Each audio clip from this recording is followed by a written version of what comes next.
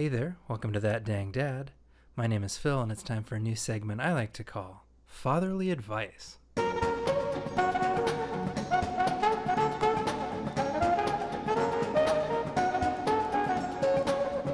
On episodes of Fatherly Advice, I will humbly share with you lessons that I've picked up from my many mistakes or various experiences that I've had, with an aim towards sparing you the shame, embarrassment, or hassle that I've caused myself. I f*** up so you don't have to. Now, I'm a cis white dude. I come from a pretty privileged background. Your mileage may vary on how relevant that you find my advice, but I'm doing my best to keep it inclusive and as universal as possible. And I'm not here to tell you what to eat or how to dress or tell you to clean your room or anything like that. I'm interested in people stuff, not stuff. Anyway, without further delay, let's get into it. Here's today's piece of dad wisdom. If someone tells you they're in pain, you should listen to them. Now, on the surface, maybe you're like, no doy, Phil. If somebody was limping and they tell me that their ankle hurts, like, of course I'd believe them. And good. So let's start there. But, maybe they're not limping. Maybe they have a sore wrist from frisbee golf. Maybe they have a headache from frisbee golf. Even if it's not immediately visible to you, you'd probably respect their frisbee golf injuries. You'd probably even make some kind of nominal accommodations for them if you had the chance. I think you get where I'm headed with this, you smart little scamp, you. What if another person's pain is mental or emotional instead of physical? What if it's not only not visible to you, but not really understandable by you? I think if you've ever felt any emotional pain, you know that it's very real and has a very tangible effect on your ability to navigate the world. So if someone tells you that they're in pain, you should listen to them. Even if it's not visible, even if you don't understand it, even if it seems like a really strange reason to be in pain. Some people are carrying burdens that we can't possibly fathom, and that doesn't make their pain any less real. And I'll give you a use case from my own life. I'm a mentor at an LGBTQIA teen outreach. Because of this, I've met a bunch of people who are non-binary. Some of them say that they're gender fluid or genderqueer. Some say that they're genderless or agender, and some just call themselves non-binary or NBs. Many of them use they/them pronouns instead of he or she. So this means that when you're addressing the entire group, you have to be careful not to say hey guys, or ladies and gentlemen, because you don't want to exclude the non-binary people. So we have all these kinds of fun ways to be inclusive and fun little words and things like that. So sometimes we'll say something like ladies and men's and non-binary friends, or we'll say something like ladies and gentlethems.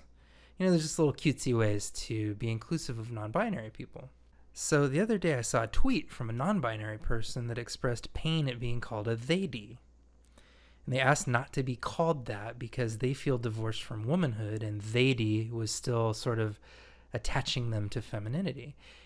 My first thought when I read the tweet was, I don't understand, because they-de is like a fun, cheeky word that we invented to include non-binary people. So if you're a non-binary person, why would that hurt you? We did it for inclusion purposes. But then I caught myself and I thought, for this person, the phrase they/de causes pain. So I won't call them that because I don't want them to be in pain. Simple as that. Which brings me to my second bit of advice here. If someone tells you that something you did hurt them, you should listen to them and not take it personally. You realize it is an act of trust and courage to tell somebody that they hurt you. Think about how vulnerable you have to be to reveal that somebody hurt you, that they had the power over you to hurt you. But when someone tells us that we did something wrong, our first instinct is to be defensive or to explain ourselves, because we probably weren't being malicious. So we're like, well, I didn't mean to hurt you. I was trying to do X. Or, you're being overly sensitive. It wasn't that big of a deal. Or, I didn't do anything wrong. You're being kind of unreasonable right now. So I'll give you this. You might even be right about all of those things. But when it comes to forging and preserving relationships, I have bad news about how important being right is. Hint, it's none. It's none important. And even if you don't care about preserving any kind of relationship with someone that you've hurt, it's still important to listen to them when they say that they're in pain, because, most of us don't want to cause pain to strangers or friends or family. So if somebody gives you insight on how not to hurt them, you should absorb that insight. Which brings me to my last point. If someone tells you that they're in pain, don't take it personally, and insofar as you have the power to do so, try not to add pain into the world. Obviously, we can't acquiesce to every single request from every single human being on the planet. This chaos of modern life is always going to result in conflicts and little collisions and pain points with other people.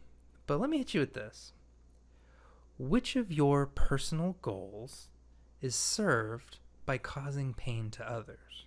Which of your desired outcomes in your life require you to hurt somebody? Obviously, if you're Bane, then yes, one of your goals is to break the bat. Obviously, if you're Kefka, you just want to destroy the world and rebuild it in your own image as a living god. I totally get that, and you're valid. But most of us are not Bane. Most of us are not Kefka. Most of us are not even Team Rocket. We're just trying to grind it out in this capitalist hellscape and squeeze out a little bit of joy wherever we can. And causing people pain typically does not get us closer to our goals. Now, I'm not saying to be a doormat, and I'm not saying to let people take advantage of you or to sort of manipulatively guilt you or anything like that. I'm just saying that solidarity and community make life a lot easier than being a kind of lonesome asshole who alienates everybody. Don't you think so? So there you go.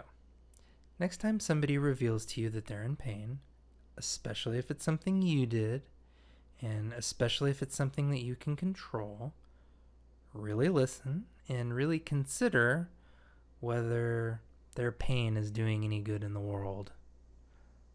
Now, do I always live up to my own standard? Of course not. I screw up all the time. I frequently second guess other people's pain or selfishly want to explain myself or explain why I was right. But I want to get better because I've seen the benefits in my own life of just taking people at their word and listening to them when they tell you that they're in pain. And I want you to see those same benefits as well. So anyway, thank you for joining me today. I hope that this advice gets you closer to your own goals. If it does, go ahead and shoot me a like. Give me a comment. Let me know what you think about all of this.